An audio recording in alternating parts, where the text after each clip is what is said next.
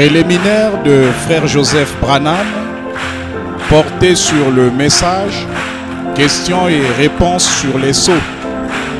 Branham Tabernacle, que Dieu vous bénisse.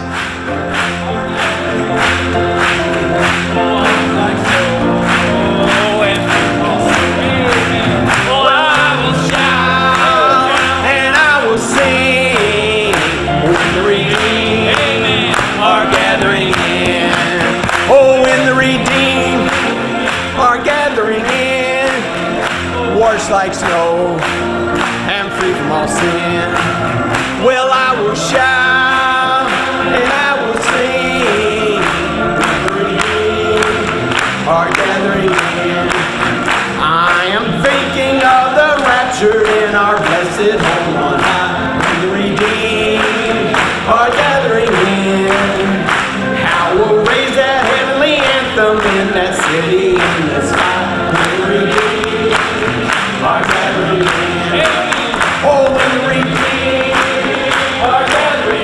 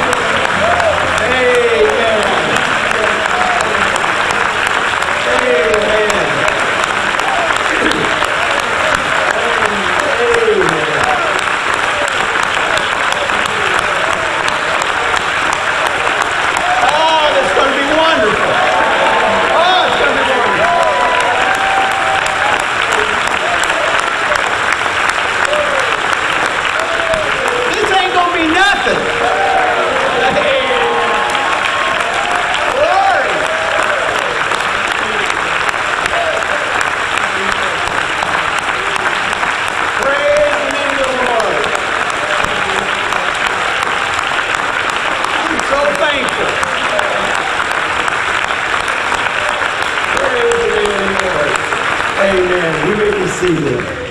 Praise the wonderful name of the Lord. Glory. Hallelujah.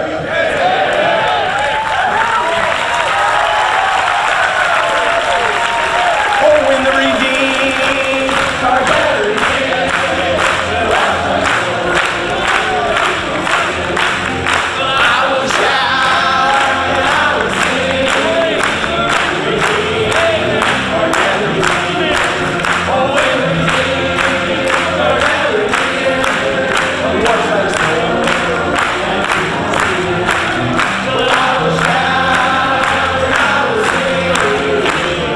Let's try that fourth verse again. Then the Savior will give orders to prepare the banquet. The redeemed are gathering in, and we'll hear His invitation come. He cuts it out the Lord. The redeemed are gathering in. Oh, when the redeemed are gathering in. What's that song? I'm crossing. Well, I will shout and I will sing. The redeemed are gathering in.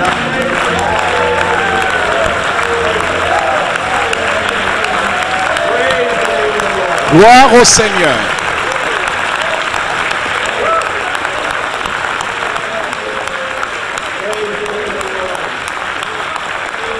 Praise the name. You be seated. Vous pouvez vous asseoir. Sorry about that. Désolé Can't pour help cela. myself. Je ne peux pas m'empêcher. I gotta confess, I'm shaking. Je tremble. It's a good shake. C'est un bon tremblement. Amen. Amen. Because the presence Parce of que the la Lord présence is du here. Seigneur est ici. And when we're in the Et quand presence nous of the sommes dans la Lord, we présence du tremble Seigneur, nous tremblons. with excitement, C'est une with excitation everything that's de tout ce que nous avons en nous. There's nothing Il n'y a greater rien than de to plus be grand que in the d'être dans la présence presence du of the Seigneur Lord. Jésus. He said, when two Il or a three dit, were gathered là où together deux in ou my trois name, sont I'll assemblés en be son nom, there. je serai là. So he's gotta be Il here. faut qu'il soit ici. Amen. Praise the Lord. Gloire à Dieu. Wow, isn't that wonderful? Oh, n'est-ce pas merveilleux Know that he's right here. de savoir qu'il est juste ici, Right here. juste ici.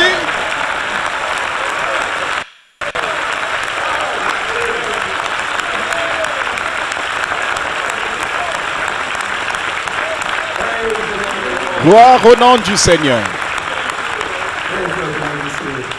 That is a reality. C'est une réalité pour l'épouse de Jésus-Christ. We certainly want to Nous voulons welcome souhaiter la everyone, bienvenue à all the chacun, many visitors aux that nombreux visiteurs que nous avons ici ce soir et tous ceux qui sont reliés sur les ondes, qui sont en train d'écouter. Like I said, one Comme day je l'ai we're dit, gonna un all jour be nous together. serons tous ensemble. There won't be no Il n'y aura plus de distances distance between entre us, nous, and nous we'll serons be together simplement ensemble pour l'éternité. When I hear Brother Quand Branham, j'entends he Frère talks Branham about that raconter story, cette histoire, il dit, God said, I'll give Dieu you pourrait lui 1 million accorder years, 1 million you'll be d'années et être un king, roi you qui can dirige rule la the earth terre et and tout, everything puis up, à la and fin de in ces that millions million d'années, years, he said, tu you're vas gonna juste die, mourir et aller go en to enfer. hell. Or he says, Ou bien 100 years of 100 ans de misery, misère, de la suffering. souffrance. He Il said, dit, I don't je n'ai have to même think pas about à y réfléchir. Je vais vivre l'éternité avec lui. Amen. Praise the name of the Lord. Gloire au nom du Seigneur. Well, we certainly come expecting tonight. Nous sommes certainement venus avec des grandes attentes ce soir, d'avoir plus de révélations ce soir, parce qu'il n'y avait jamais eu un temps dans le monde où le Seigneur nous a permis de venir ensemble pour écouter la parole tous en même temps. C'est vrai que le Seigneur a permis cette connexion téléphonique quand Frère Branham était ici. Mais ce n'était qu'aux États-Unis et quelques endroits, mais maintenant c'est dans le monde. Nous pouvons nous rassembler et écouter ce message tous en même temps. C'est merveilleux. C'est merveilleux. Gloire à Dieu. Gloire à Dieu. Amen. Nous attendons quelque chose, il dit. Est-ce parfait? Non. Ce n'est pas parfait.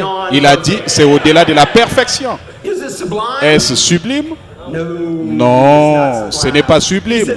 Il dit qu'il n'y a pas de mot pour cela dans tout le vocabulaire. Il a dit, tout ce que nous savons, c'est nous sommes arrivés. Amen. Gloire à Dieu. Je crois cela. Amen.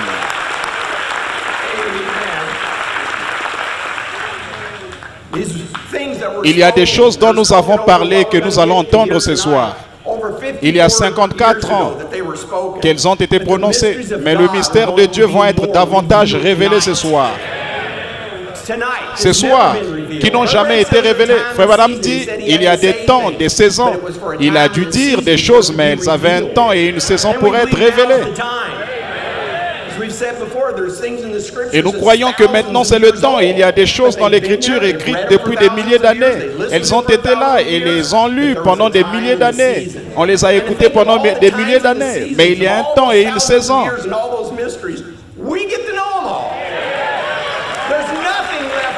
Et de penser à tous ces temps et ces saisons, à tous ces milliers d'années, des mystères, ils nous sont tous révélés. Il ne reste rien. Quel peuple! Gloire à Dieu. Cela fait que vous vous sentez assez spécial. Quelqu'un pourrait demander, croyez-vous vraiment ça? Ça c'est certain. Ce que vous croyez, vous allez le recevoir en votre temps.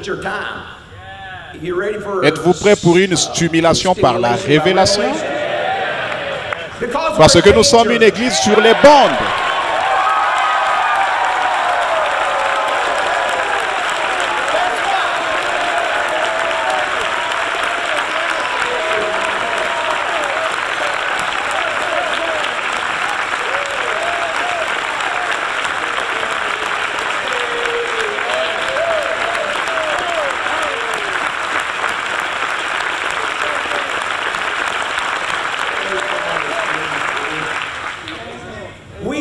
Nous croyons que cette épouse sera perfectionnée par ce message.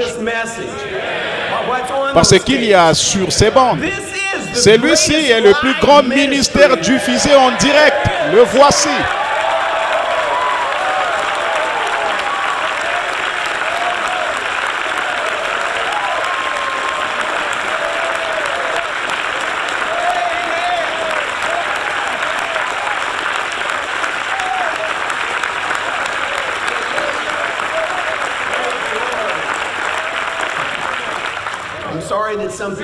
Je suis désolé que certaines personnes ne comprennent pas ça. Ils doivent avoir cette révélation.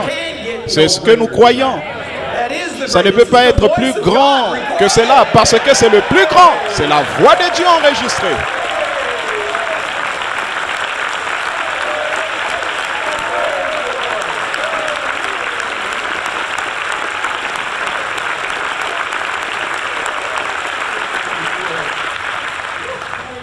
Qu'est-ce que vous pensez que les gens auraient fait si tout au long du temps, ils auraient pu? Aimerais-tu écouter la voix de Dieu? Qu'est-ce qu'ils auraient fait pour pouvoir le faire? Nous l'avons au bout de nos doigts. Tout ce que nous avons à faire, c'est press play. Gloire au nom du Seigneur. J'ai un ami ministre qui est venu et qui a dit, frère Joseph, j'ai saisi la vision, j'ai fait jouer les bandes dans l'église et cela a été une telle bénédiction dans mon église. Il a dit, c'était merveilleux. Mais il a dit, mais j'ai un frère ministre qui m'a appelé, un ami qui m'a demandé, j'ai entendu dire que tu as laissé ton ministère. Tu as quitté ton ministère. Je l'ai regardé et j'ai dit, regarde, sais-tu ce que tu dois lui dire? Tu as besoin de lui dire que tu ne fais que commencer ton ministère.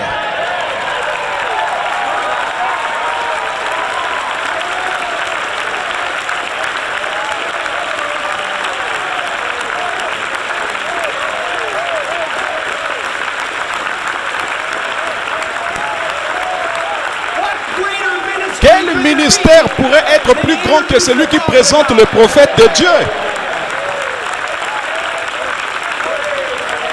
Amen.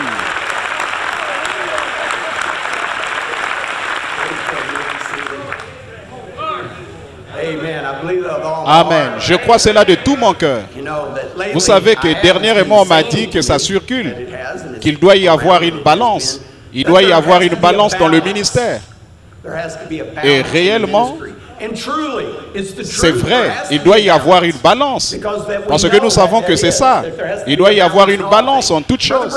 Frère Branham va même nous en parler ce soir. Frère Branham, est-ce que l'épouse de Christ aura un ministère avant l'enlèvement? Bien sûr. C'est ce qui est en train de se passer en ce moment.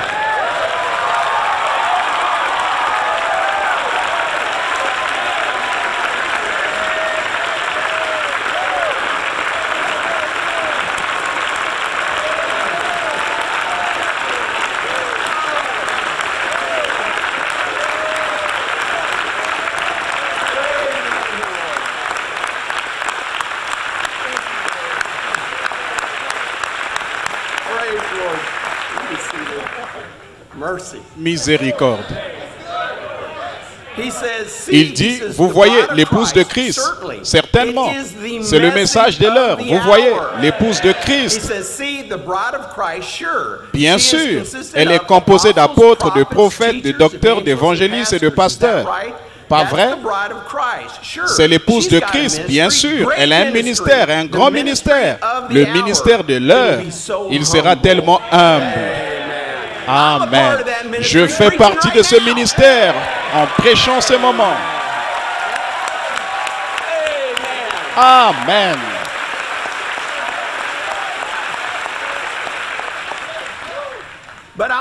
Mais je vais vous assurer que je suis un mineur.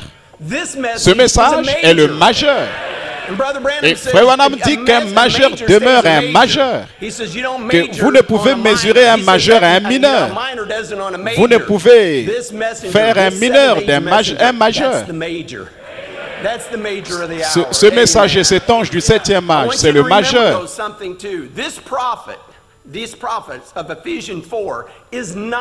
C'est le majeur de l'heure. Je veux que vous vous rappeliez de ces choses. Ce prophète d'Éphésiens 4 n'est pas le messager du 7e âge. Écoutez, Frère Branham a dit, un prophète, enseignant, évangéliste du ministère quintuple, il a accompli tous ces 5 ministères. Il les a tous accomplis. Amen. Amen.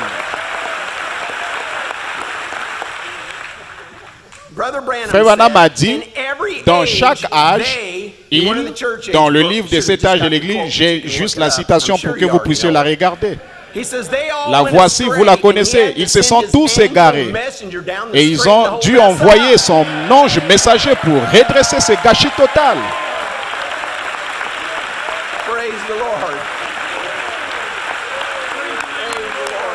Gloire à Dieu. C'est ce que font ces bandes. Gloire à Dieu. Il ne peut pas être égal à un pasteur ou un évangéliste. Non, non, non, non, non. Il a dit que ce grand ange messager était totalement différent. Ils en font tous partie. Mais il n'y a qu'un seul ange messager. Personne ne lui est comparable. Il a dit qu'il n'était que la trompette. Gloire au nom du Seigneur. Mais c'est ce que Dieu a utilisé. Il a dit qu'il était muet comme ce microphone et Dieu a parlé au travers de lui. Aussi nous avons des gens ici. Vous adorez un homme, nous ne le faisons pas, mais nous adorons certainement le Dieu qui était dans cet homme. Amen.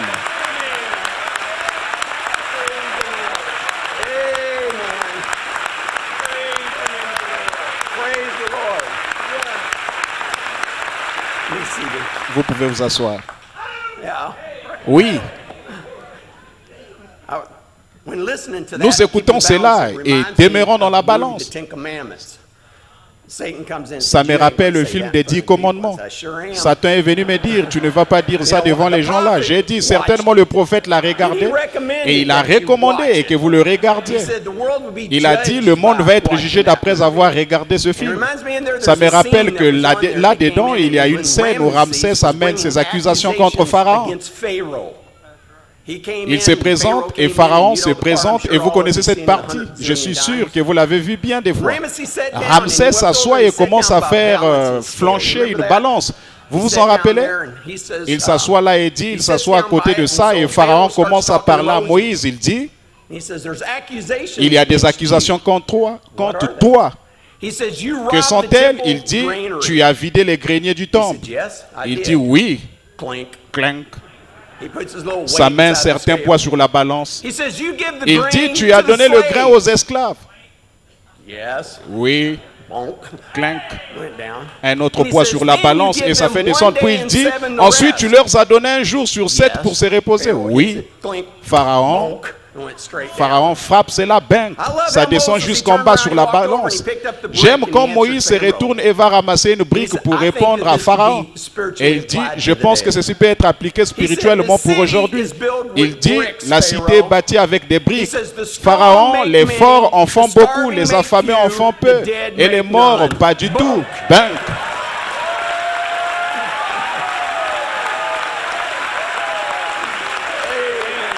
Amen.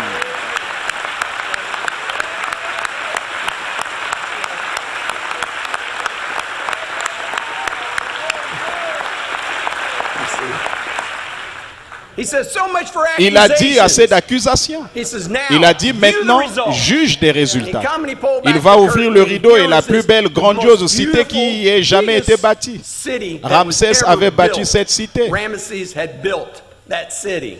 Amen. Amen.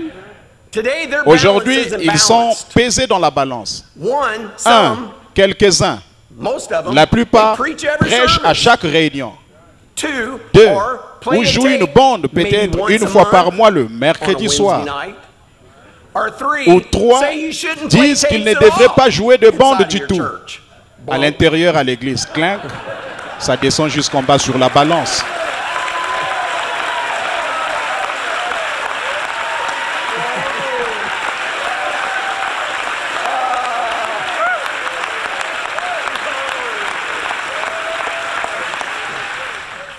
Our brick is the Notre voice of brique God. est la The tape. voix de Dieu, les bandes. Bam! Bang, Bam! bang.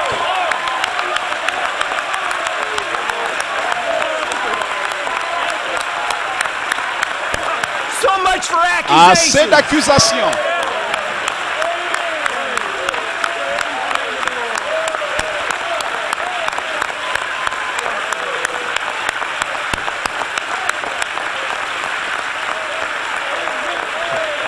These tapes, Ces bandes, the strong les hear forts en many, écoutent the starving beaucoup, only listen to les the faibles few, n'en and écoutent the que dead peu et don't les listen morts at n'en all. écoutent pas du tout.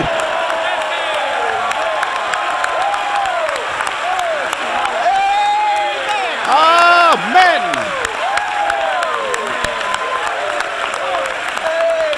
Amen. Praise the Lord. Gloire à Dieu.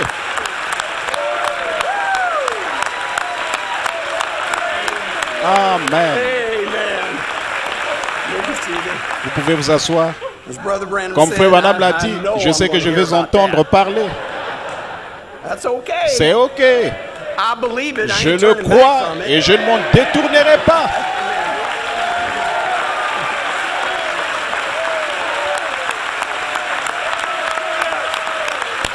Praise the Lord. Gloire à Dieu.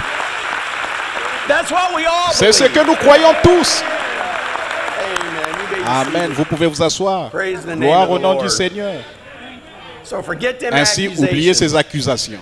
Amen. Amen. Did you enjoy your Avez-vous Easter aimé votre weekend? film de semaine de Pâques? Oh, praise the Oh, Lord. gloire à Dieu.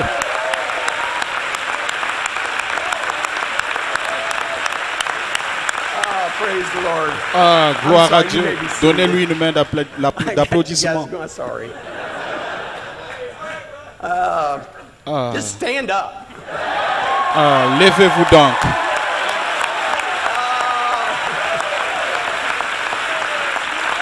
Praise the Lord. Let's just give him Gloire your à hands, Dieu. everybody. Donnez-lui une main d'applaudissement.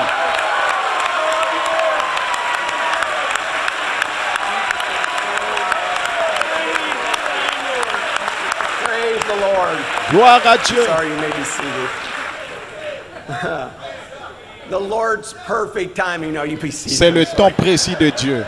It is the Lord's Il fait perfect toutes choses timing. exactement bien. He does all Pensez-vous things qu'il y ait exactly une coïncidence quand vous right. Do ouvrez you think it was a coincidence C'est le lever when du you turn on the soleil. horizon and the sun and the first thing Brother et Branham que la starts talking about première is chose the dont seals. parle Frère Branham est les sceaux? Oh my goodness. Oh, bonté. That's a coincidence. C'est une coïncidence. Not to the bride of Christ. Pas pour l'épouse de Christ. Il dit que tout arrive pour une raison, un temps, tout ce qui est en ligne avec le Seigneur. Écoutez ce qu'il dit. J'aimerais attirer votre attention ce matin sur une photo qui a été prise il y a quelque temps par un appareil photo d'une vision que j'ai eue ici au tabernacle où il était question de quitter l'Indiana pour aller en Arizona, où il allait rencontrer sous la forme d'une pyramide 7 anges. Quel rendez-vous!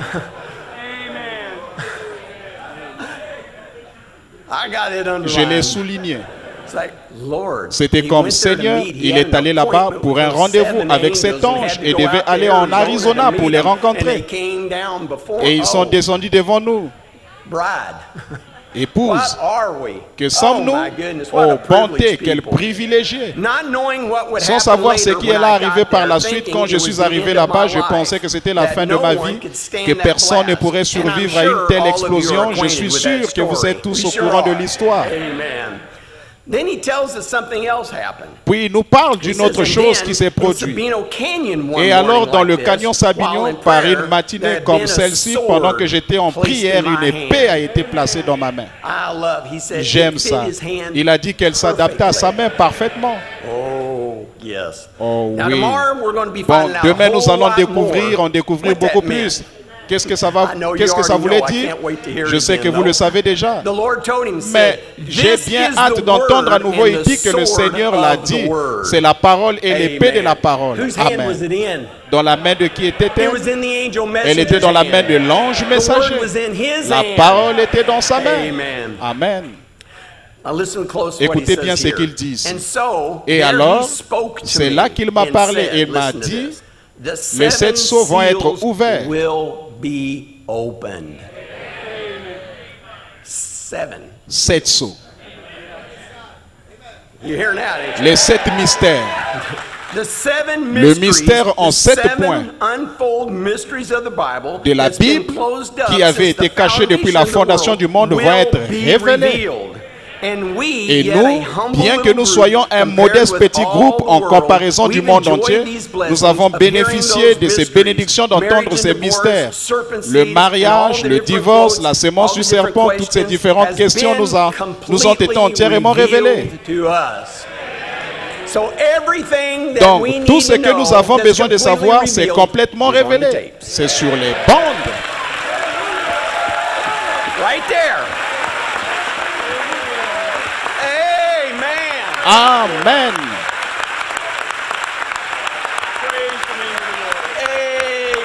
Amen. Kerplunk.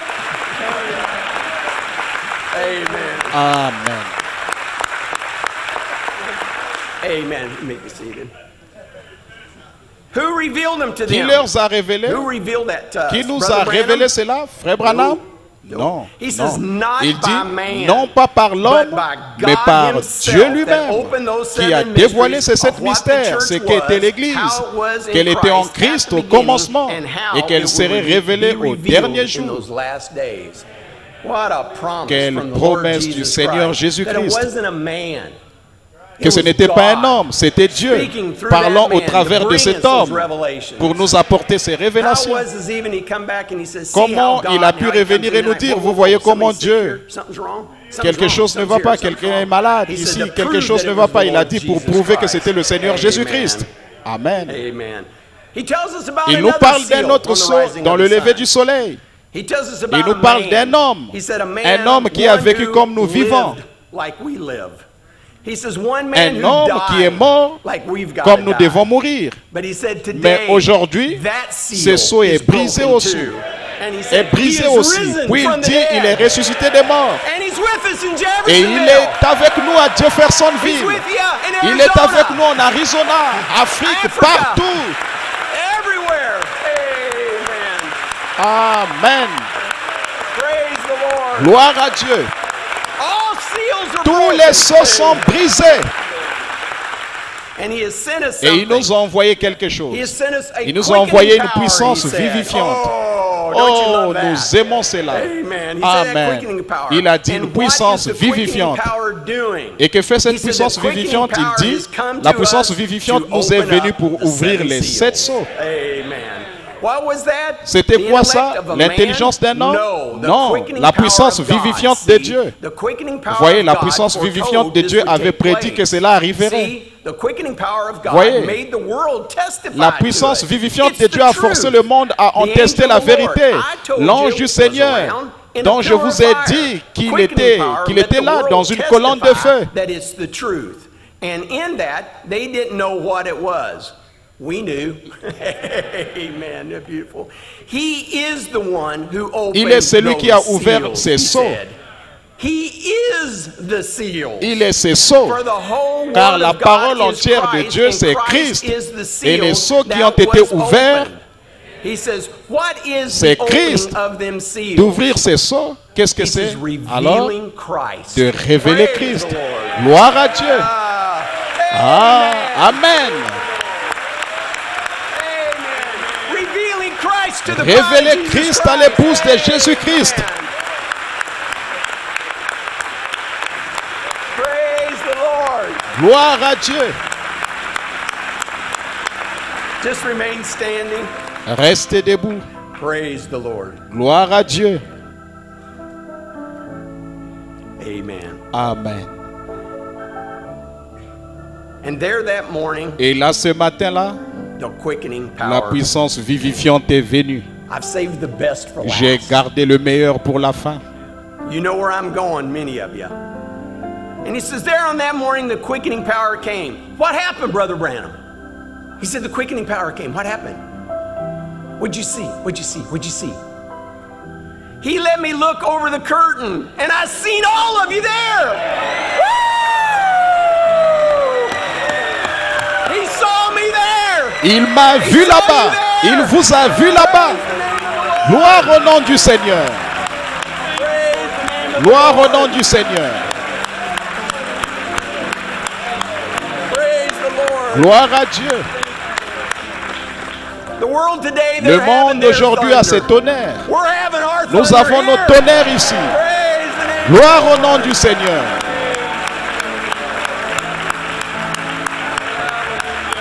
Praise the name. Gloire au nom du Seigneur. Let's just bow our heads. Inclinons nos têtes. We love you, Lord Jesus. With all of our hearts. It's beyond perfect, beyond sublime, it's beyond everything. And when we could look and see our names written on the Lamb's Book of Life, there's nothing greater, Lord.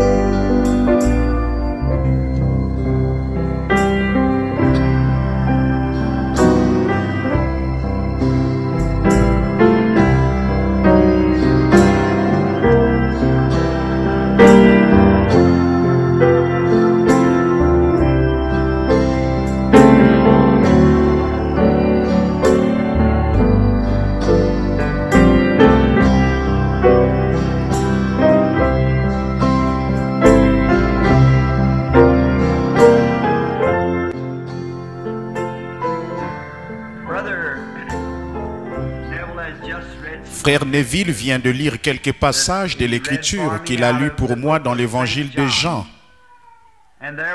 Et il y avait un passage de l'Écriture ici, le verset 21. J'aimerais attirer votre attention là-dessus un petit instant. Jésus, dans sa prière, a dit ceci: afin que tous soient un, comme toi, Père, tu es en moi et comme je suis en toi, afin qu'eux aussi soient un en nous, pour que le monde croie que tu m'as envoyé. Et si je me permets de l'appeler un sujet, j'aimerais dire ceci: l'unité d'un seul Dieu dans la seule Église.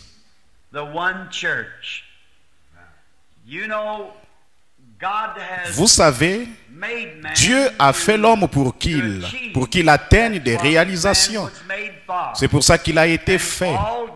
Tout au long de sa vie, l'homme a essayé de réaliser quelque chose. Et ces réalisations, la raison pour laquelle il cherche à les faire, c'est parce qu'il a été conçu pour ça. Dieu l'a fait ainsi.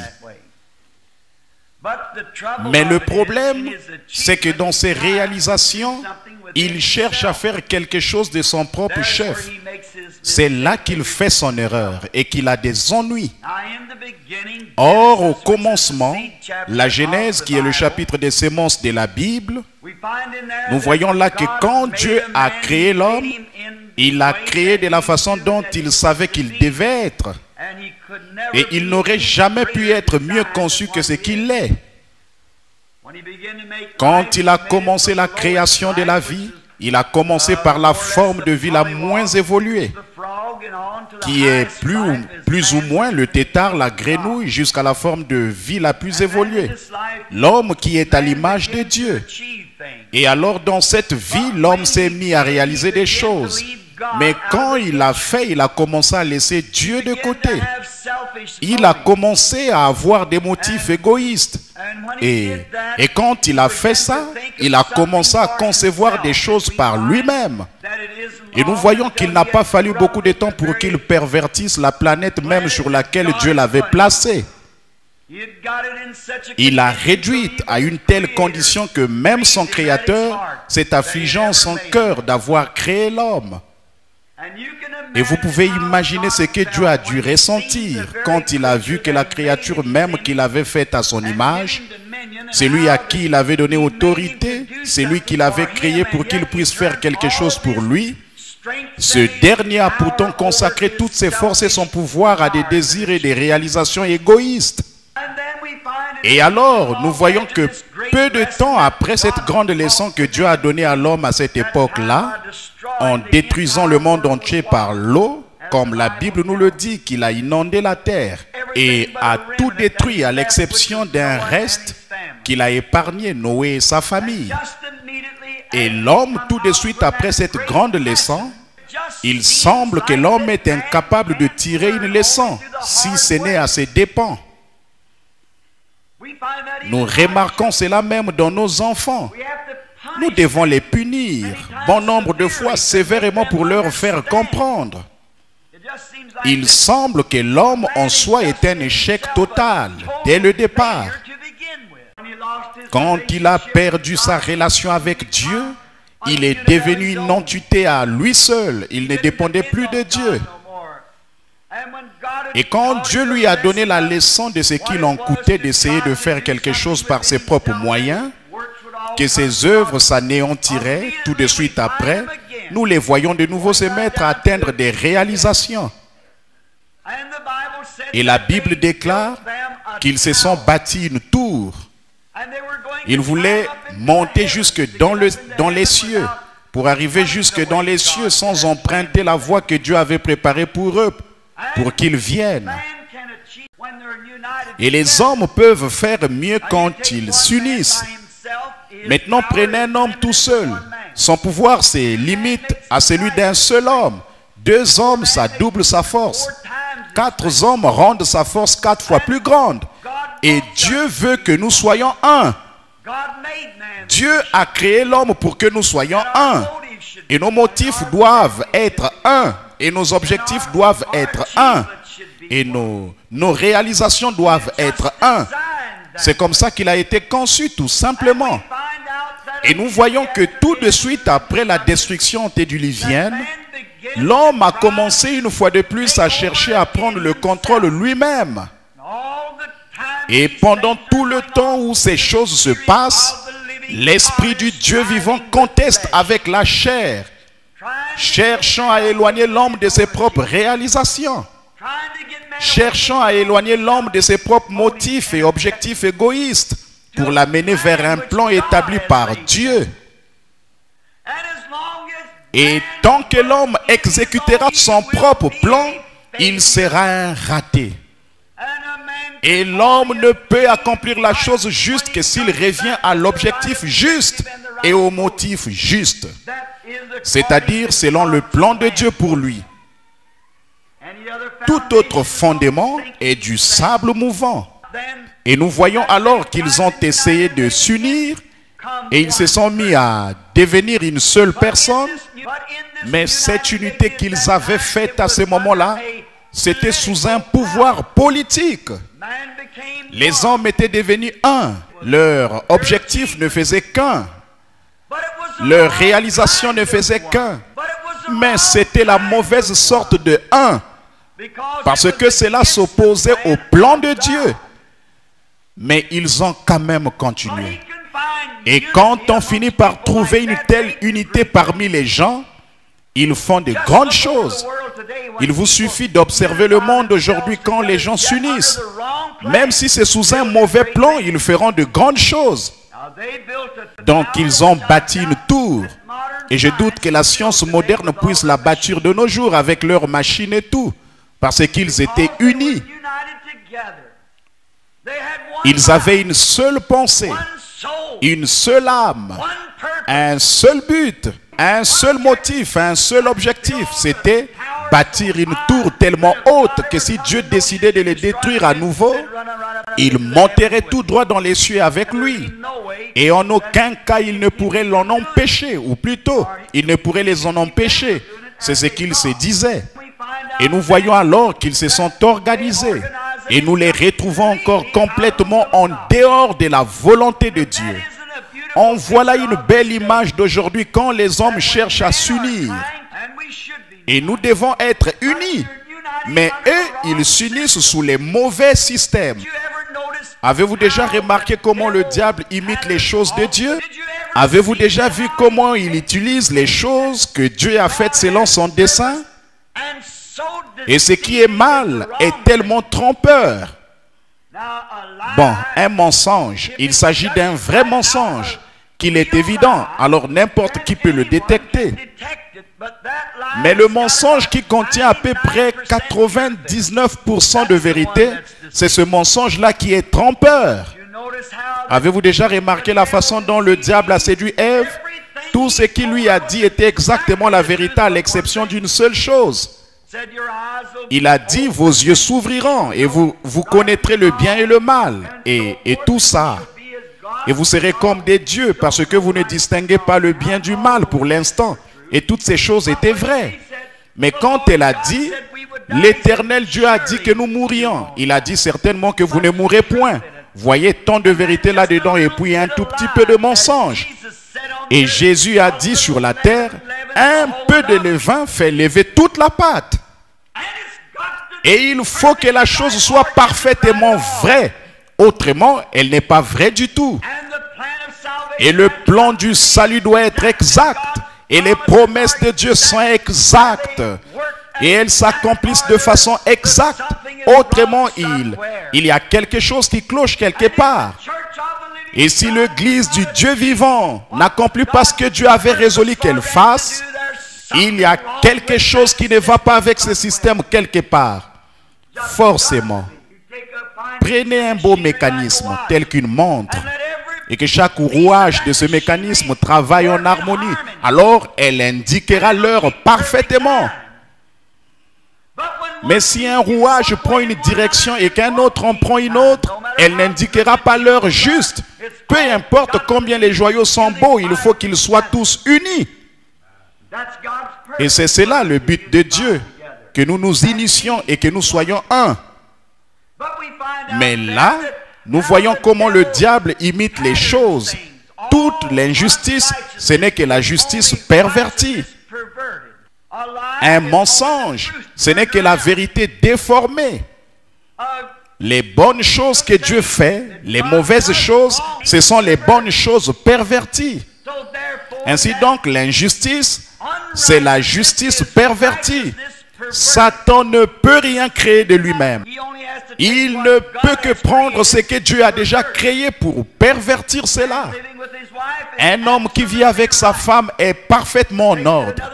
Mais s'il prend une autre femme, bien que ce soit le même acte, c'est perverti et c'est la mort. L'un amène la vie, l'autre amène la mort. C'est comme ça en effet toutes les choses que Satan a à sa portée. Il ne fait que prendre ce que Dieu a fait et il change le tout. Avez-vous déjà observé la religion mahométane? Au tombeau de Mahomet, depuis 2000 ans, il y a un cheval blanc scellé. Toutes les 4 heures, il relève la garde et un autre cheval blanc est amené là. Et ils font cela avec respect et en croyant toujours que Mahomet ressuscitera un jour et qu'il chevauchera pour aller s'emparer du monde. Ils le croient. Et vous êtes-vous déjà demandé pourquoi un cheval blanc? Savez-vous que l'Écriture déclare que Jésus reviendra monter sur un cheval blanc et son vêtement teint de sang et son nom est la parole de Dieu? C'est le Seigneur Jésus. Il reviendra, chevauchant dans les cieux avec les armées derrière lui, monté sur un cheval blanc. Voyez-vous cette religion pervertie qui a changé les choses en disant que ce sera Mahomet sur un cheval blanc? Mais Jésus, il revient dans les cieux et Mahomet c'est terrestre. Donc Satan œuvre avec les choses de la terre alors que Dieu œuvre avec les choses des cieux. Et avez-vous déjà pensé à la tour de Babylone et fait la comparaison avec l'échelle de Jacob? Comment il cherchait à construire des marches d'escalier autour de la tour qui irait jusqu'au ciel. Il ne cherchait qu'à pervertir l'échelle de Jacob qui allait des cieux jusqu'à la terre. Et les anges descendaient et qui montaient. Ils ont perverti cela. Avez-vous déjà pensé à l'ONU aujourd'hui qui cherche à faire de toutes les nations une grande corporation sous un pouvoir uni? Uni, c'est très bien, mais c'est sous la mauvaise chose. Satan est à la tête de toutes les nations. L'Écriture déclare que Satan est le chef de la terre.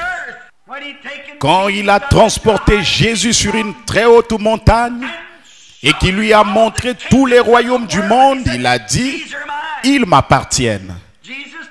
Jésus n'a pas dit le contraire. En effet, c'est vrai. Voilà pourquoi nous avons des guerres et des massacres. C'est parce que ces royaumes du monde sont contrôlés par le diable. Et tant qu'ils seront contrôlés par le diable, nous continuerons à avoir des guerres et des combats. Et on se tuera les uns les autres. Mais nous attendons à voir venir un royaume où Christ viendra et il n'y aura plus de guerre et il y aura une paix éternelle. Avez-vous pensé que dans cette Russie, ils ont une fausse Pentecôte? Ça c'est l'œuvre du diable. Ils cherchent à contraindre tous les hommes à rejoindre le communisme, où tous les hommes ont tout en commun. Savez-vous que c'était la condition de l'Église sous le contrôle du Saint-Esprit au jour de la Pentecôte? Que les hommes vendaient leurs possessions et les déposaient aux pieds des disciples. Et ils faisaient des distributions à chacun selon qu'il en avait besoin. Et maintenant le diable est arrivé et il est entré dans le monde et a instauré un pouvoir politique pour contraindre l'homme à faire cela. Dieu ne contraint pas l'homme à faire quoi que ce soit. Vous faites les choses de votre propre gré. Il peut vous avertir, placer une barricade sur votre chemin. Mais par votre propre décision, vous marchez vous-même pour entrer dans sa présence, pour faire de lui votre sauveur. Mais Satan a perverti les plans de Dieu pour en faire son propre plan. Avez-vous déjà pensé au catholicisme, l'église catholique qui cherche à faire de chaque personne un catholique? Ça ne marchera pas. C'est sous un programme de fabrication humaine. Avez-vous déjà pensé à l'église protestante sous la direction de la Fédération des églises qui cherche à contraindre toutes ces petites églises à quitter la scène? Et ça va arriver. Vous ne pourrez plus aller à l'église à moins que vous n'adhérez à l'union des églises. Alors les petits locaux comme celui-ci vont certainement payer pour ça. Mais nous avons une écriture qui déclare: ne crains point petit troupeau, votre Père a trouvé bon de vous donner le royaume. C'est à cela que nous nous attendons. Alors voyez-vous, tout ça, c'est la réalisation que l'ennemi cherche à faire, à réaliser. Mais c'est sous le mauvais plan. C'est sous son propre plan. Mais il n'a pas l'original. Il doit prendre quelque chose que Dieu a fait et ensuite le pervertir afin d'en faire une chose qui n'est pas juste pour y arriver. De nos jours, il cherche à pervertir le monde ou à le transformer en une seule grande union des nations, une corporation. Et si elle est sous un déguisement de fabrication humaine, elle aura un chef et ce sera le diable parce qu'il est le chef de chacune d'elles. Le royaume de Dieu n'est pas de cette terre. Le royaume de Dieu est dans nos cœurs. C'est le royaume spirituel dans lequel nous sommes nés.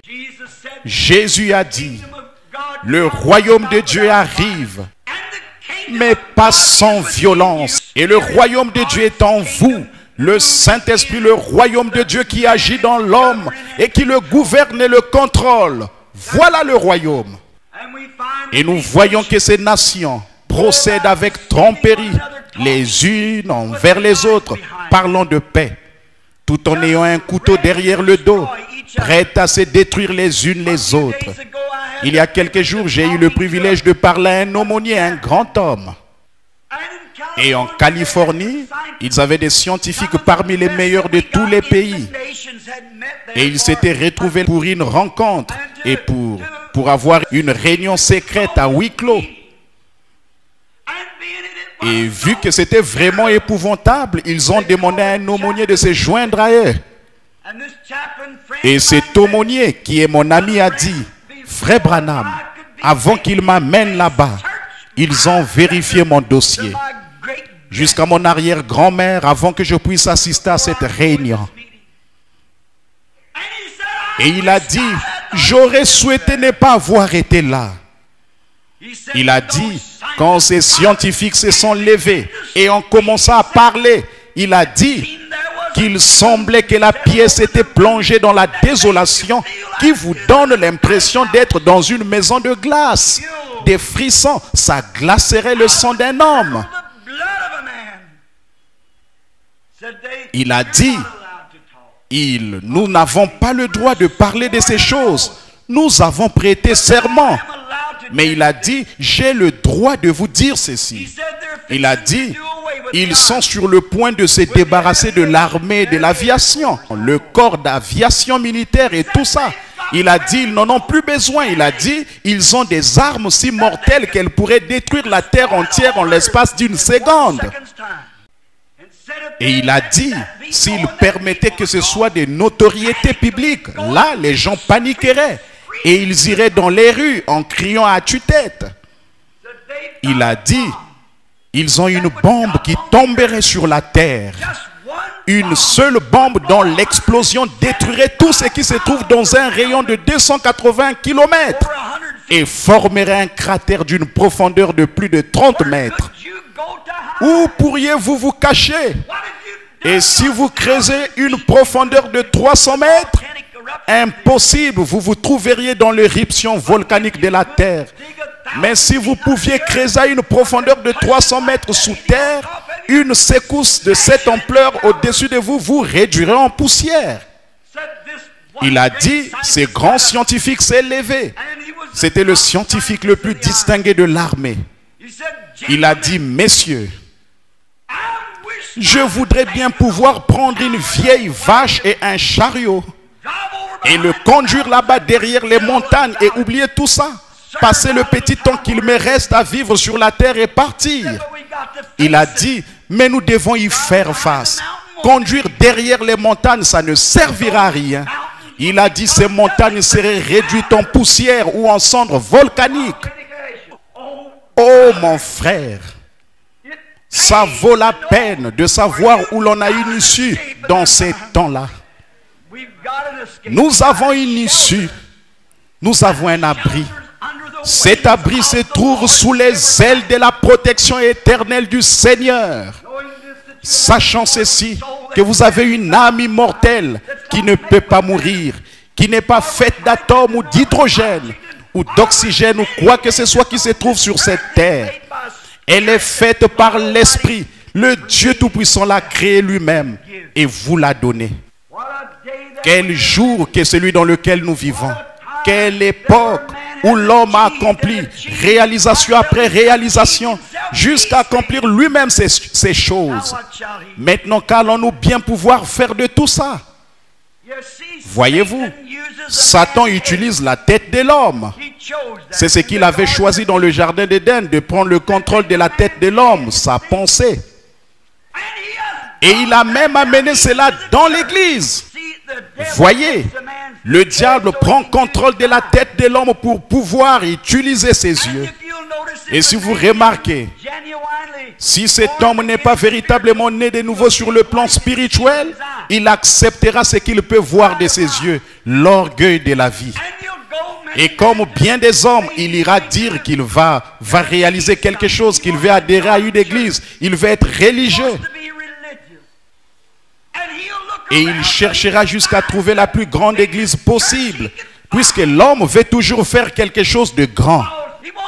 Il veut se faire un grand nom.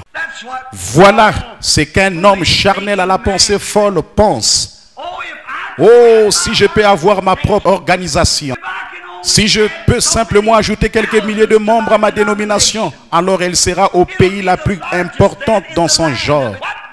À quoi cela sert-il? Mais il pense qu'il est en train de réaliser quelque chose parce qu'il ajoute plus de membres. Je crois que c'était il y a quelques années, en 1944, que les baptistes avaient sorti un slogan. 1 million de plus en 44. Et quand ils gagnaient après en avoir obtenu 1 million de plus, c'est exactement comme adhérer à un club.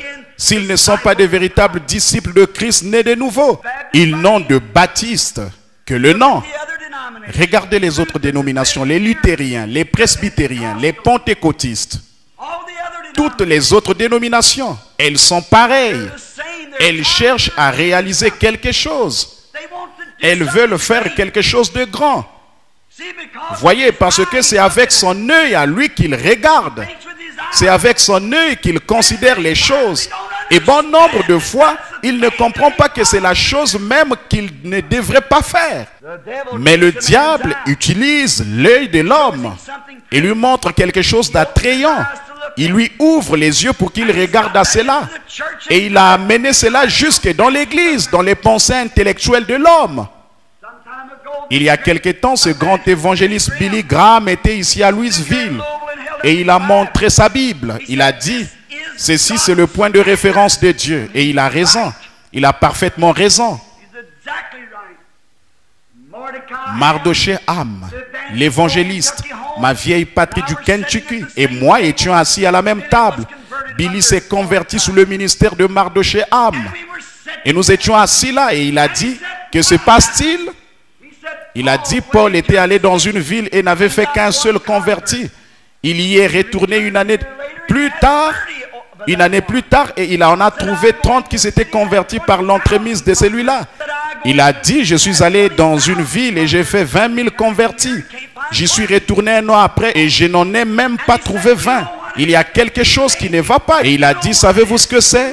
C'est vous les prédicateurs paresseux qui vous installez dans des bâtiments, dans vos bureaux, vos pieds sur le bureau et vous n'allez pas visiter les gens.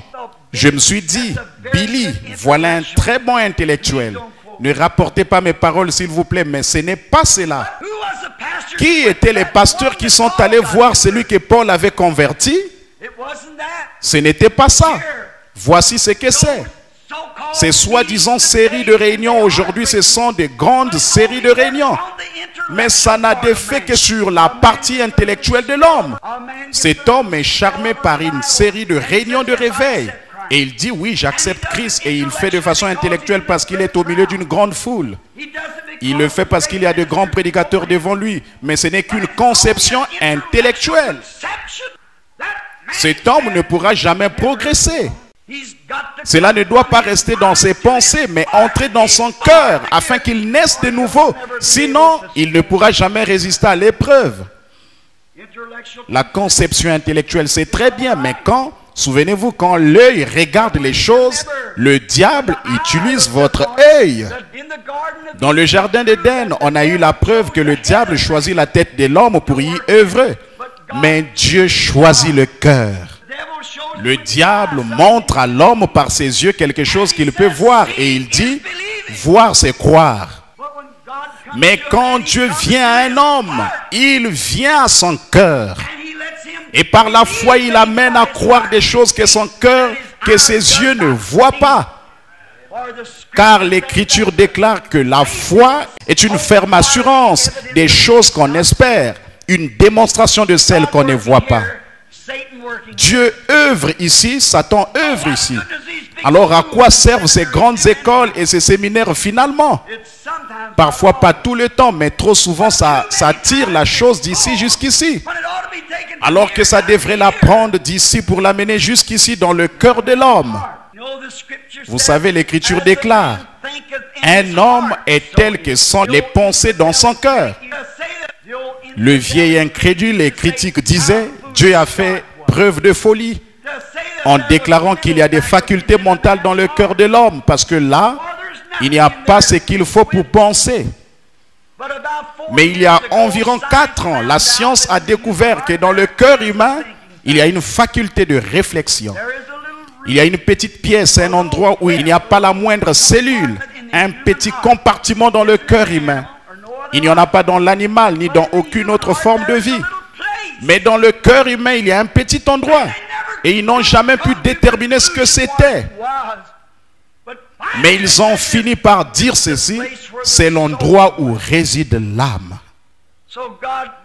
Donc les paroles que Dieu prononce sont vraies. Un homme est tel que sont les pensées dans son cœur, pas dans sa tête. Si Dieu avait voulu dire tête, il aurait dit tête. Il a dit son cœur. Et si Moïse, quand il est arrivé, Dieu a dit, ôte tes souliers Moïse, tu es sur une terre sainte. Et si Moïse avait répondu, bon, un instant Seigneur, je sais que tu voulais dire mon chapeau, je vais simplement enlever mon chapeau, c'est plus respectueux. Il n'a jamais dit chapeau, il a dit soulier. Voilà ce qu'il a voulu dire. Il n'a jamais voulu dire de serrer la main et d'adhérer à l'église. Il a dit, vous devez naître de nouveau. Et c'est d'en haut. Pas d'inscrire votre nom dans un registre, mais soyez régénérés, votre âme transformée, votre être entier renouvelé. Or, quand un homme n'a jamais eu cette expérience, il est quand même un fils de Dieu dans la création, un fils de Dieu déchu. Voilà pourquoi il peut prendre du bois et fabriquer des édifices, il peut prendre du fer et fabriquer des machines, il peut prendre des joyaux et fabriquer des montres. Que peut-il faire? Il peut prendre quelque chose issu de la création originelle et le pervertir de sa position originelle pour en faire quelque chose de grand. Mais il ne peut pas créer. Seul Dieu peut créer, lui seul. Et alors nous remarquons ceci, que Satan, choisissant la tête de l'homme, il a pris sa partie intellectuelle. Et maintenant l'église a commencé à agir dans la partie intellectuelle de l'homme. Oh, c'est une grande église, nous avons une dénomination. Nous sommes la plus vieille du pays. Mais mon frère, à moins que cet homme ou cette femme, ou ce jeune homme ou cette jeune fille soit entièrement converti, il acceptera ses conceptions intellectuelles et dira, la Bible ne veut pas dire ceci et elle ne veut pas dire cela. Les jours des miracles sont passés et ces autres choses, ça n'existe pas. Voilà, ça, ce n'est pas vrai. Et vous dites, et ces jours sont passés. Parce qu'il regarde cela de façon intellectuelle. Mais que ce même homme prenne le peu de connaissances qu'il a dans la tête, le remette à Dieu et laisse l'Esprit du Dieu vivant descendre dans son cœur. Il appellera toute parole de Dieu la vérité et toute promesse divine. Alors il peut accomplir quelque chose pour Dieu. Voyez-vous cette petite partie, ces compartiments dans le cœur de l'homme? Dieu l'a fait là, à l'intérieur, pour lui-même. C'est son poste de commande. Il s'installe là pour vous contrôler. Cet endroit lui appartient. C'est de là qu'il envoie ses messages, du poste de commande. Comment peut-il œuvrer avec vous quand la nature de l'esprit du diable se trouve là? Et tout homme qui naît sur la terre est né dans le péché. conçu dans l'iniquité, venu au monde en disant des mensonges. C'est vrai. Alors dans cette nature charnelle d'Adam, comment un homme peut-il accomplir quoi que ce soit si ce n'est par son intellect? Mais quand il devient une nouvelle création et que ce vieil homme est parti, et que le nouvel homme, Christ, monte sur son trône dans le cœur humain, alors la vie prend un aspect différent. Alors il emprunte un nouveau chemin. De ses propres motifs égoïstes-là, ses grandes idées de se faire passer pour quelque chose de grand, il se dirige tout droit vers le calvaire pour reconnaître Dieu. Alors tout son objectif, son motif, sa réalisation et tout ce qu'il est, se trouve dans la gloire de la croix où Christ a payé le prix pour la vie humaine. Christ est notre vie. Voilà pourquoi Jésus a dit, si un homme n'est né de nouveau, il ne peut même pas comprendre le royaume de Dieu. Vous ne pouvez pas le faire. Ce n'est pas dans votre nature de le faire. Alors pourquoi Dieu a-t-il fait ce petit endroit? Il l'a fait pour que là vous puissiez être rempli. Vous devez être rempli de quelque chose. Vous ne pouvez pas être un être humain sans être rempli. L'heure est venue où vous êtes contraint de prendre une décision. Et c'est maintenant. Parce que partout sur la terre, on est contraint de le faire. J'ai entendu des prédicateurs qui, à l'aide de schémas, ont cherché à expliquer ce qu'était la marque de la bête. L'Écriture déclare, tous ceux qui n'ont pas reçu le sceau de Dieu avaient la marque de la bête. Il n'existe que deux catégories de gens sur la terre. L'une a la marque de Dieu et l'autre a la marque du diable. Et tous ceux qui n'ont pas reçu la marque de Dieu ont la marque du diable. C'est ce que déclare l'Écriture. Alors vous êtes contraint de prendre une décision.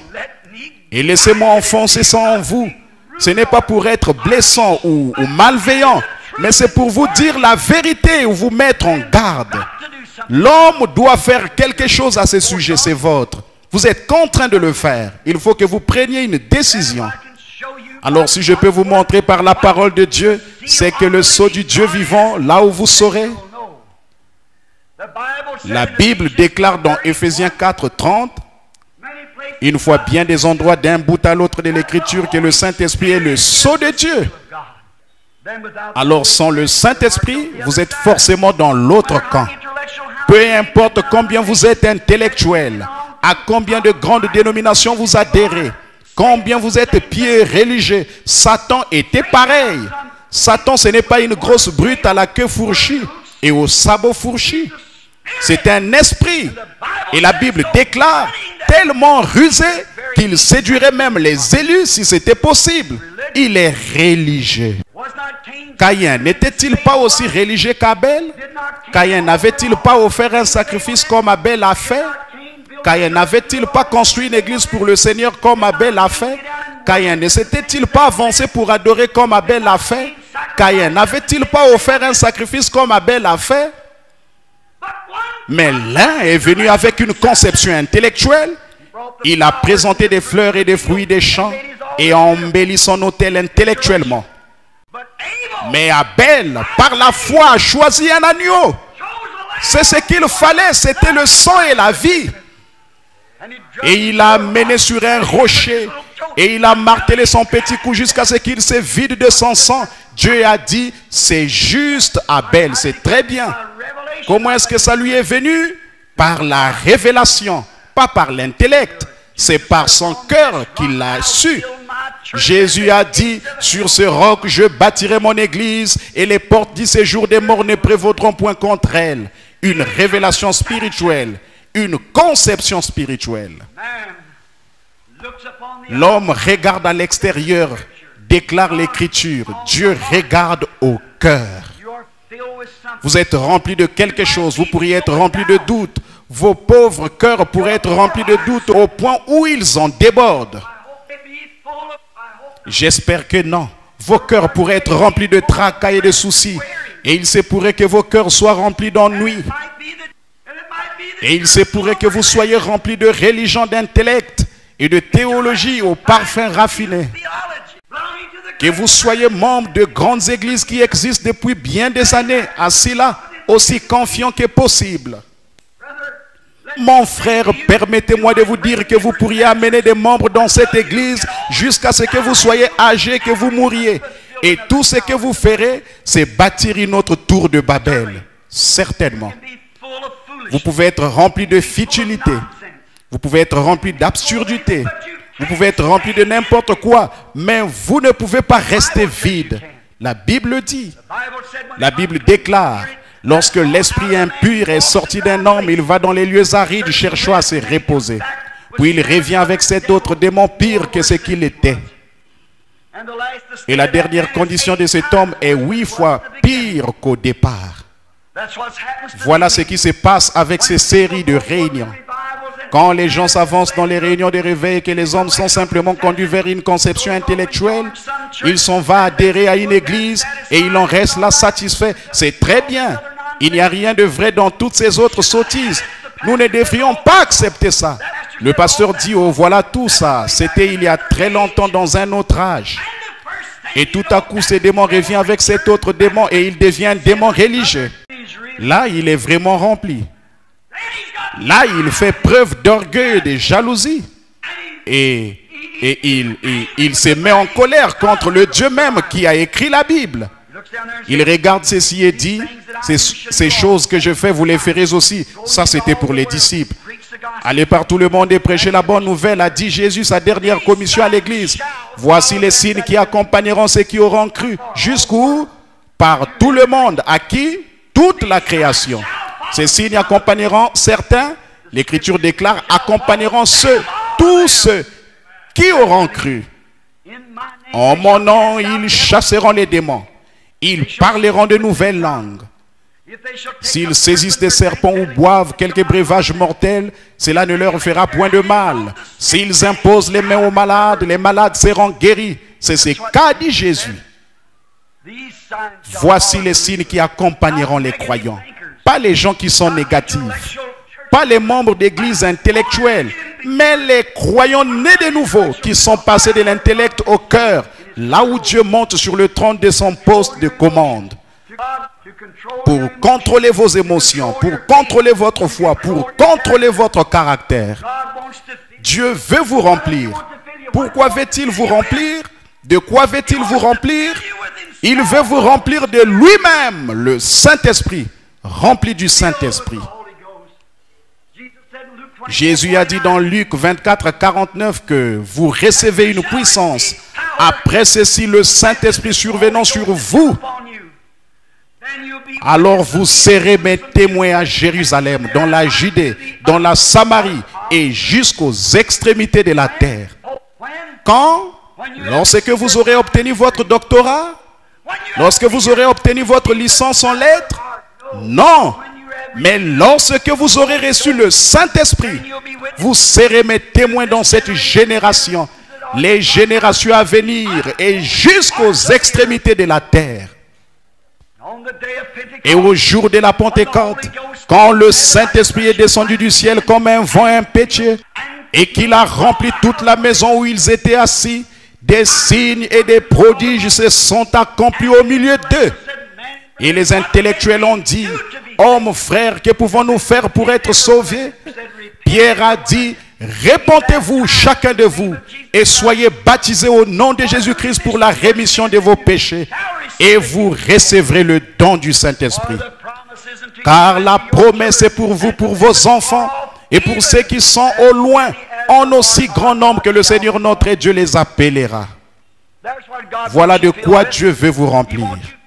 Il veut vous remplir du Saint-Esprit. C'est alors que vous serez unis. À quoi? Une église? Non, messieurs. Vous serez unis à quoi? Un credo? Non, messieurs. Vous serez unis à Dieu. Et vous et Dieu serez un, comme lui et le Père sont un. Et le Saint-Esprit de Dieu vivra en vous. Et les mêmes œuvres que le Saint-Esprit avait accomplies quand il était ici en Jésus-Christ s'accompliront en vous, car il a dit qu'il le ferait. Alors nous serons un. Jésus a prié pour cela dans la prière de ce soir. Notre Maître Céleste a adressé une prière au Père, demandant que nous soyons un, comme lui et Dieu sont un. Et à quel point était-il proche? Dieu était la vie et l'esprit qu'il y avait en lui. Et si nous sommes un avec lui, nous le serons. Sa vie et son esprit seront en nous. Alors la conception intellectuelle et charnelle de ce monde et les credos et les dogmes disparaîtront. Et une nouvelle expérience vierge sera générée. Le baptême du Saint-Esprit, la nouvelle naissance aura lieu dans le cœur humain. Alors vous serez un. Alors le frère sera vraiment un frère. La sœur sera une sœur. Vos objectifs et vos motifs et tout ce que vous êtes et tout ce que vous avez toujours aspiré être ou que vous avez essayé d'être seront pour le royaume de Dieu. Peu importe l'église que vous représentez, où vous allez, ce que vous faites. Aujourd'hui, tant de gens disent que le Saint-Esprit n'est pas réel aujourd'hui. Alors que des dizaines de milliers d'entre eux, des millions disent que ce n'est pas vrai. Il y en a autant qui se réjouissent des bénédictions de cela. Ce sont surtout des gens pauvres, des gens qui ont été découragés, rejetés par le monde. Des gens qui ont été chassés des églises parce qu'ils croyaient que Dieu est Dieu. Mais ils ont été remplis de son esprit. Ils ont un même but.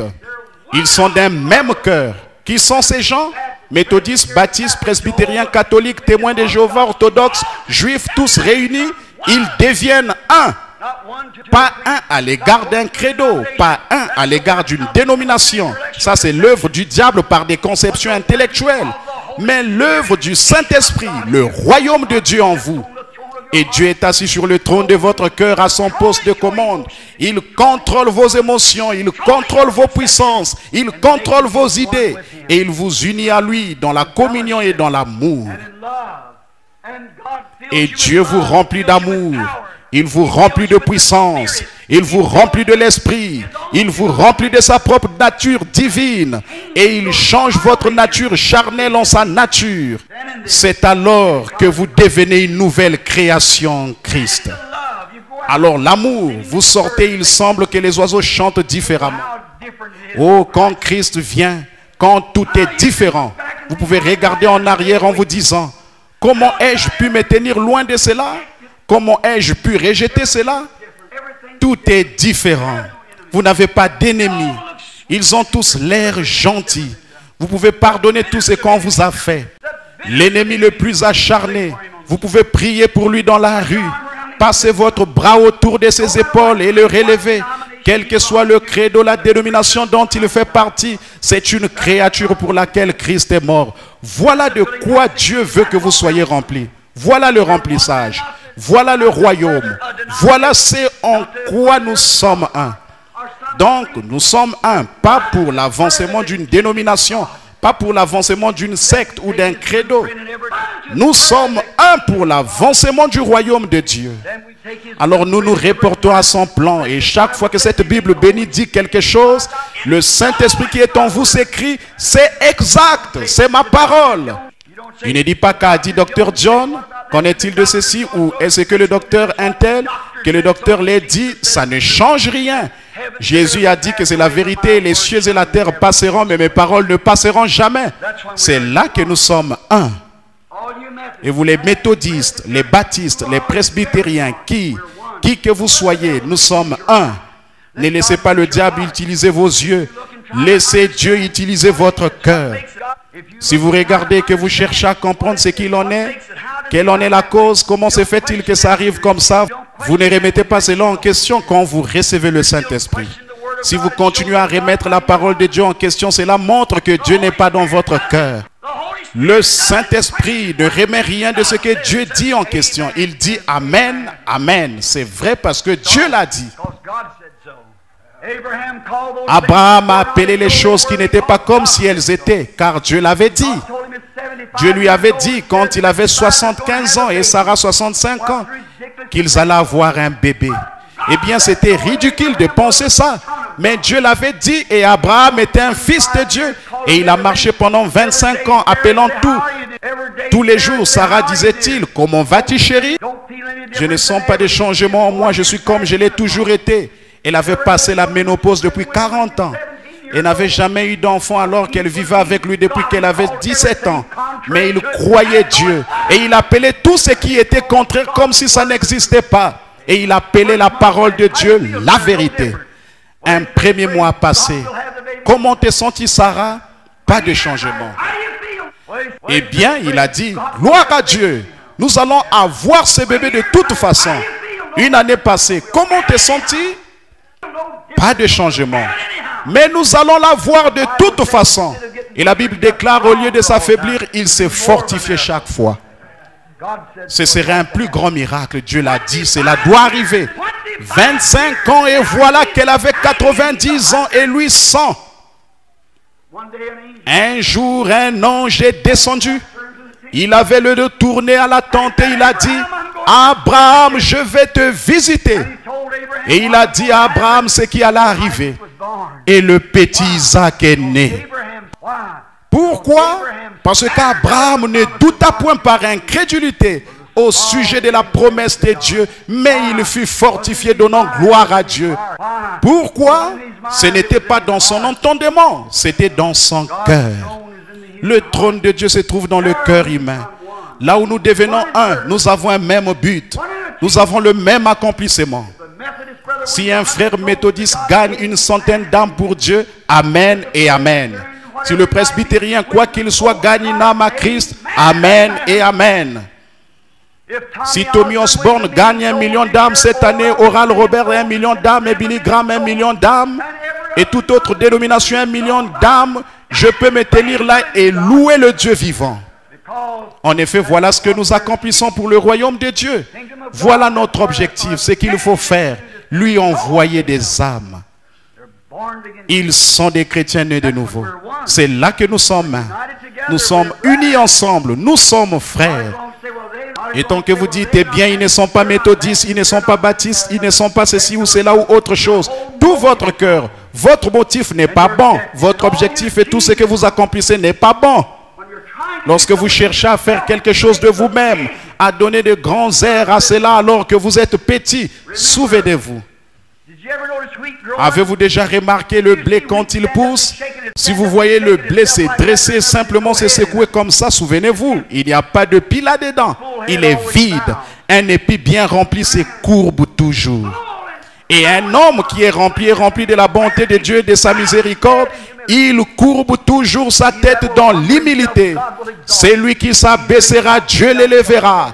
Celui qui s'élève sera abaissé. Mes amis, il est temps que les hommes et les femmes prennent conscience du fait que nous voulons être un. Jésus a prié pour que nous soyons un, tout comme lui et son Père étaient un. Et Dieu était en lui. Jésus a prié pour que nous soyons un, tout comme lui et son Père étaient un. Et Dieu était en lui. Et nous sommes un avec Christ si nous laissons Christ entrer. Mais la seule façon pour nous de le faire, c'est de le laisser occuper le poste de commande dans notre cœur. C'est alors que nous devenons un. C'est bientôt Noël. Nous sommes confrontés au temps. Nous sommes confrontés à des choses horribles. Toutes ces choses auxquelles nous sommes confrontés, quoi qu'il advienne, qu'est-ce que ça peut bien faire? Tant que Christ est au poste de commande, qu'il nous contrôle, et qu'il nous donne la foi de croire des choses que nous ne pouvons pas voir. Dieu a dit que la foi est une ferme assurance des choses qu'on espère, une démonstration de celles qu'on ne voit pas. Vous y croyez parce que Dieu est dans votre cœur. Il vous dit que sa parole est vraie et qu'aucun esprit de Dieu ne régnera jamais quoi que ce soit de la parole de Dieu. L'Esprit de Dieu reconnaîtra ce qui est de lui. Oh, comme je suis heureux de savoir qu'il y a un Dieu, qu'il est réel. Il y a quelque temps, il y avait ici en Indiana, il y avait 2 jeunes hommes qui avaient été élevés dans une ferme. Et ils étaient pauvres possibles, des garçons de ferme. Et ils avaient grandi ensemble. Et un jour, l'un s'est marié, quelques jours après, l'autre s'est marié. Et l'un est parti en ville pour y vivre. Et il a commencé à jouer à la bourse. Et il s'est éloigné des enseignements de son enfance. Il s'est retrouvé dans les mauvaises choses. Et il a fait ses opérations. Il est devenu de plus en plus riche jusqu'à finir par devenir multimillionnaire. Et il s'est installé là-bas à Chicago. Sur l'une des plus importantes rues, il s'est fait construire un palais. Sa femme et lui couraient les boîtes de nuit, buvaient des cocktails et sortaient toute la nuit. Ils avaient des majordomes et tout pour pourvoir à leurs moindres désirs. Et ils pensaient qu'ils profitaient bien de la vie. Mais un homme qui vit comme cela ne connaît pas la paix. Il n'y a pas de paix pour un cœur troublé. Pour un cœur pécheur, il n'y a pas de paix. Si un homme brûle d'envie de boire et qu'il appelle cela la vie, il pense s'amuser, mais cela montre le vide qu'il a à l'intérieur.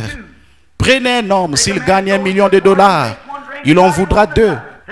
Prenez un homme qui va à une soirée et qui prend un verre ce soir-là, il en voudra un autre. Prenez un homme qui a été infidèle à sa femme une fois, il le fera de nouveau, vice-versa. Voyez, c'est quelque chose et il n'est jamais satisfait. Il peut bien posséder $1 million ou posséder 10 millions. Il se couche le soir en état d'ébriété. Il se réveille le lendemain matin hanté, en plein cauchemar, l'esprit troublé. Vous appelez cela la paix? Ce n'est pas la paix, ça. Mais un homme n'a peut-être même pas d'oreiller sur lequel poser la tête. Il n'a peut-être même pas une paire de chaussures présentables, mais ou les moyens d'avoir un bon repas chez lui. Mais si Dieu règne dans son cœur, il se couche heureux et se réveille heureux. C'est une paix permanente. C'est quelque chose que Dieu fait. Cet homme avait oublié cet enseignement. Il est allé jouer à des jeux d'argent. La période de Noël est arrivée. Il a pensé à son copain. Alors il lui a écrit une lettre. L'un s'appelait Dim, le riche, et Jean, c'était le pauvre. Et il lui a écrit une lettre. Et il a dit, Jean, j'aimerais que tu viennes me visiter ici pendant les vacances. J'aimerais te rencontrer, te parler à nouveau. Cela fait très longtemps que je ne t'ai pas vu. Il lui a répondu par écrit. Il a dit, j'aimerais bien venir, Dim, mais je ne peux pas. Je n'ai pas l'argent pour venir. Quelques jours après, un chèque est arrivé par courrier et ça disait, allons, je veux que tu viennes quand même. Alors Jean s'est préparé. Ce garçon de la campagne, il a enfilé une salopette propre et présentable, a mis son chapeau et un petit manteau de couleurs différentes. Et il est monté dans le train. Une fois arrivé là-bas, un chauffeur se tenait là pour l'accueillir avec une grosse limousine. Il ne savait pas comment se comporter. Il est entré dans la limousine, son chapeau à la main, regardant autour. Ils ont roulé jusqu'à un grand palais à Chicago. Il est descendu, s'est dirigé vers la porte et a appuyé sur la sonnette. Et un majordome est sorti et a dit, votre carte s'il vous plaît, monsieur. Il ne savait pas à quoi il faisait référence. Il lui a remis son chapeau. Il ne connaissait rien d'une carte d'invitation. Il ne possédait pas grand-chose des biens de ce monde. Il lui a dit, il me faut votre carte. Il a dit, je ne sais pas de quoi vous parlez, monsieur. Il a dit, c'est Dim qui m'a demandé de venir, c'est tout ce que je sais. Alors il est retourné à l'intérieur et a dit à son partenaire qui n'était pas encore levé. Il a dit, il y a un drôle de bonhomme à la porte. Il a dit, il est habillé. Je n'ai jamais vu d'homme habillé comme lui. Et il a dit que Dim l'a fait venir. Dis-lui entrer. Ce dernier a enfilé son peignoir, a traversé le couloir pour rejoindre son vieil ami de la campagne et lui a serré la main. Il a dit, Jean, tu ne peux pas savoir combien je suis heureux de te revoir. Et le brave monsieur de la campagne se tenait là, parcourant la pièce du regard. Il a dit, Dim, tu es vraiment dans l'abondance. Il a dit, je vais te faire visiter les lieux. Il l'a amené à l'étage et là-bas sur la véranda, il a ouvert une fenêtre. Il a dit, où est Marthe? Oh, il a dit, elle n'est pas encore entrée, elle était sortie hier soir. Il a dit, ah, et vous deux, comment ça va? Il a dit, oh, sans plus. Jean, comment ça va entre toi et Cathy? Il a dit, vraiment bien. Il a dit, oh, elle est là à la maison? Il a dit, oui, nous avons 7 enfants. Il a dit, vous avez des enfants, vous? Il a dit, non, Marthe n'en voulait pas. Il a dit, elle s'est dit que nous ferions mieux de ne pas avoir d'enfants. Ça affecte la vie sociale, tu sais. Il a soulevé les rideaux et a dit, regarde ici. Il a dit, tu vois cette banque tout là-bas? Il a répondu, oui. Il a dit, je suis le président de cette banque. Il a dit, tu vois cette compagnie de chemin de fer? Oui. Il a dit, je détiens des actions là-dedans d'une valeur d'1 million de dollars. Et il a regardé en bas, il a vu les grands jardins et tout ça, combien c'était beau. Et le brave Jean s'est tenu là, son chapeau de paille à la main, regardant autour. Il a dit, c'est très bien dit. Je suis certainement bien content que tu aies tout ça. Il a dit, Cathy et moi, nous n'avons pas grand-chose. Il a dit, nous vivons toujours dans cette petite maison de bardeau là-bas. Et il a dit, nous n'avons pas grand-chose, mais nous sommes très heureux. Juste à ce moment-là, les voix d'un groupe qui chantait des chants de Noël ont commencé à pénétrer les lieux. Douce nuit, sainte nuit, dans les cieux l'astre luit. Le mystère annoncé s'accomplit. Cet enfant sur la paille endormi. Dim s'est retourné à regarder Jean. Jean a levé les yeux vers Dim. Il a dit, Jean, je veux te demander quelque chose. Il a dit, te souviens-tu du temps où nous étions des jeunes garçons et nous allions à cette vieille petite église rouge là-bas au bord de la route et nous entendions ces bonnes vieilles chorales de la campagne chanter ces chants? Il a dit oui. Il a dit, tu continues d'y aller? Il a dit oui, j'en suis toujours membre. Il a dit, je suis diacre là-bas maintenant. Il a dit, et toi, Dim? Il a dit, tu parlais de combien tu possèdes ici? Il a dit, combien possèdes-tu là-haut? Jean, je suis désolé. Il a dit, je ne possède rien là-haut. Il a dit, te souviens-tu d'une année, c'était juste avant Noël, nous n'avions pas de chaussures? Et il a dit, tout ce qui nous intéressait, c'était de nous procurer des pétards pour Noël. Et il a dit, nous étions sortis placer les pièges pour attraper des lapins, pour nous procurer des pétards de Noël. Il a dit, te souviens-tu que ce matin-là, ces gros lapins de bois étaient dans ton piège? Jean a dit, oui, je m'en souviens. Tu voulais te procurer des pétards et tu étais allé t'en procurer, tu les avais partagés avec moi. Il a dit oui. Il a dit, Jean, je serai prêt à partager tout ce que j'ai avec toi. Mais il y a une chose que j'aurais souhaité que tu partages avec moi. Il a dit, je donnerai tout ce que je possède si je pouvais à nouveau marcher pieds nus sur ce petit chemin poussiéreux qui mène à cette vieille petite église et sentir cette présence du Dieu vivant. Alors que cette chorale chantait et que ces bons vieux prédicateurs de campagne prêchaient, il a dit, je donnerai n'importe quoi. Je donnerai tout ce que je possède, chaque action dans les chemins de fer, toutes mes parts de la banque et cette maison et tout. Si je pouvais revenir en arrière et avoir cette paix bénie que j'avais lorsque je montais ces bons vieux chemins. Le brave Jean l'a pris, l'a enlacé de ses bras. Il a dit un jour, il y avait 3 mages, des gens riches qui sont venus et qui ont tout déposé aux pieds de Jésus quand il était bébé. Et il a ajouté, ils ont reçu le pardon de leurs péchés. Il a dit, moi bien que je pense que tu es formidable, Dim. Mais tout ce que tu as fait, tu as été béni, toutes ces choses. Mais je préférerais avoir ma femme et mes 7 enfants, vivre là-bas, dormir sur des paillasses et avoir la paix que j'ai dans mon cœur que d'avoir toutes tes richesses, Dim, tout ce que tu pourrais avoir. Et c'est vrai, mes amis, on ne mesure pas la richesse en dollars. On ne mesure pas la richesse par des grands noms et par la popularité. La richesse, c'est lorsque le royaume de Dieu entre dans le cœur humain, qu'il change ses émotions, qu'il fait de lui une nouvelle créature en Jésus-Christ et qu'il lui donne la vie éternelle. Voilà la plus grande richesse qu'il y a sur terre. Prions. Et pendant que nous avons la tête inclinée, êtes-vous pauvres ce soir en bien de ce monde? Vous ne savez même pas comment vous allez payer votre facture de charbon ou votre facture d'huile ou quoi encore? Peut-être êtes-vous dans cette situation, j'espère que non. Mais si c'est le cas, que vous êtes dans cette situation, vous pouvez quitter ce bâtiment ce soir en étant le pauvre le plus heureux qu'il y a sur la terre. Vous pouvez vivre ici avec, quitter ces lieux ce soir avec des richesses qu'aucune somme d'argent ne pourrait jamais acheter. Vous pouvez unir votre cœur avec Jésus-Christ et il peut entrer dans votre âme et occuper le poste de commande. Et quoi qu'il advienne, vous serez heureux jusqu'à la fin de vos jours. Pourriez-vous? C'est le plus grand cadeau qu'il y ait jamais été offert. Oh, bien sûr, vous offrez des cadeaux de Noël à vos amis, c'est bien. C'est un gage d'affection, mais mon frère, il y a un cadeau qui vous est offert ce soir qu'aucune somme d'argent ne pourrait acheter. C'est un don gratuit qui vient de Dieu, son Fils unique Jésus.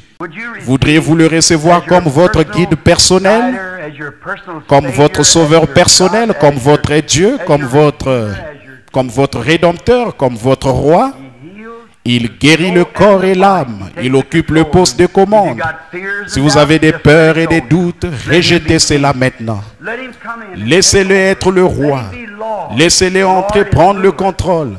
Laissez-le être Seigneur. Seigneur, c'est chef. La seigneurie, c'est l'autorité. Vous dites, oh, je crois, je lui ai ouvert mon cœur il y a des années. Mais est-il déjà devenu votre Seigneur avec le plein contrôle pour contrôler vos émotions, votre foi et tout? Mais est-il déjà devenu votre Seigneur avec le plein contrôle pour contrôler vos émotions, votre foi et tout? Lorsque vous lisez la Bible, chacune de ces paroles est la vérité. Lorsque la paix, lorsque les contrariétés viennent, avez-vous la paix dans votre cœur? Sachant que si la bombe atomique devait faire voler cette terre en éclats ce soir, vous seriez rassemblés en Jésus-Christ dans la gloire, avant même que les cendres ne se posent sur la terre. Avez-vous cette consolation?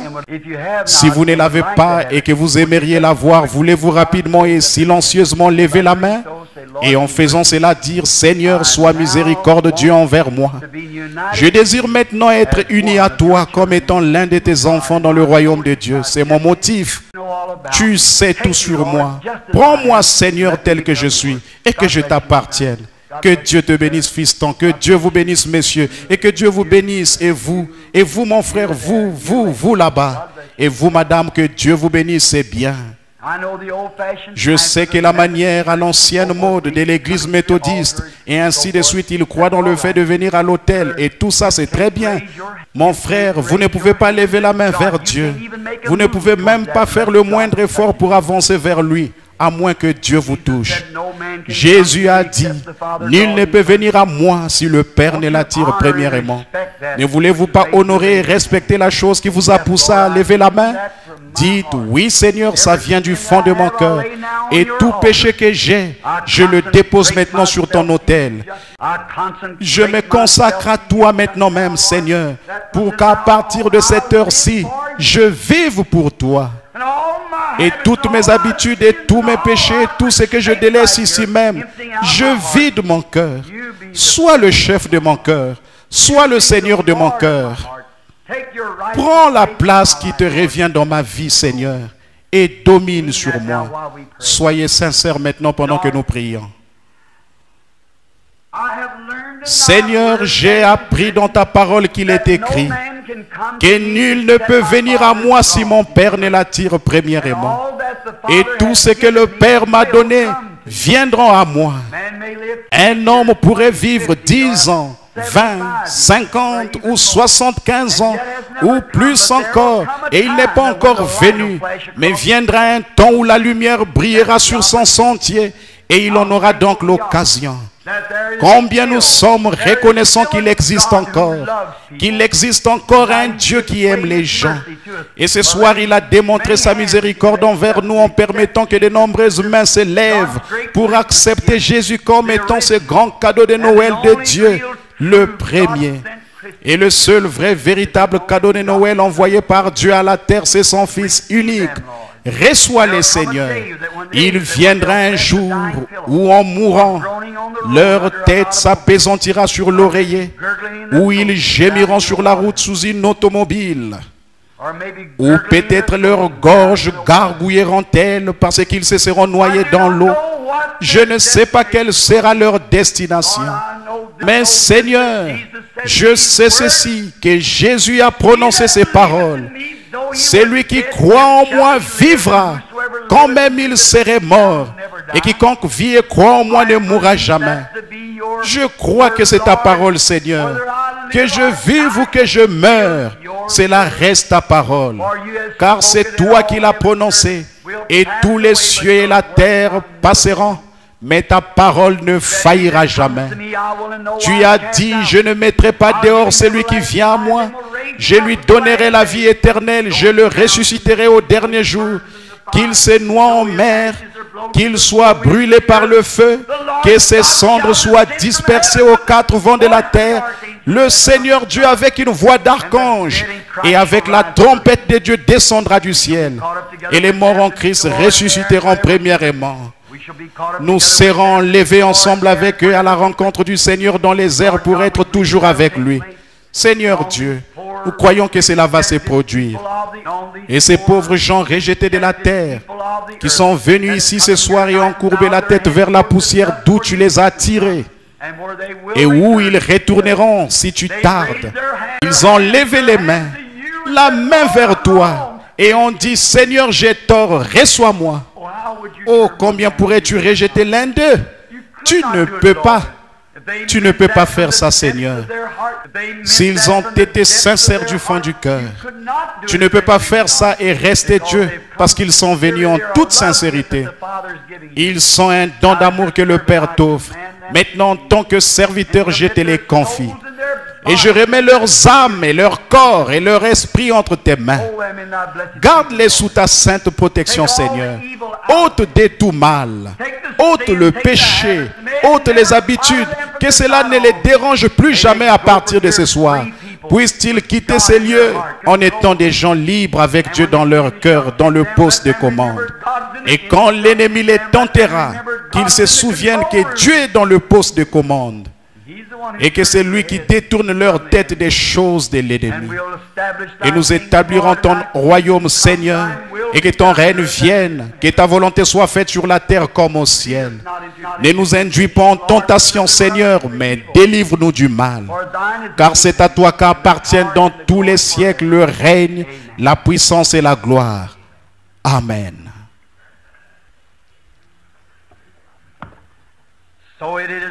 Cela est écrit maintenant, quoi qu'il en soit ainsi. Tous ceux qui ont levé les mains et qui ont cru au Seigneur Jésus-Christ en l'acceptant comme votre sauveur, recevez-le de tout votre cœur par la foi.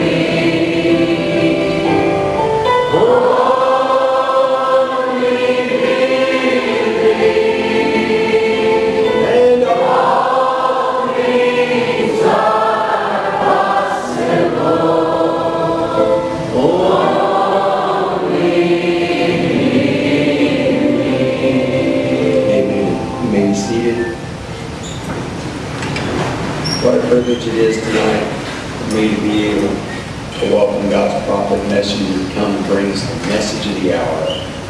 For truly we say and we believe that it was predestined.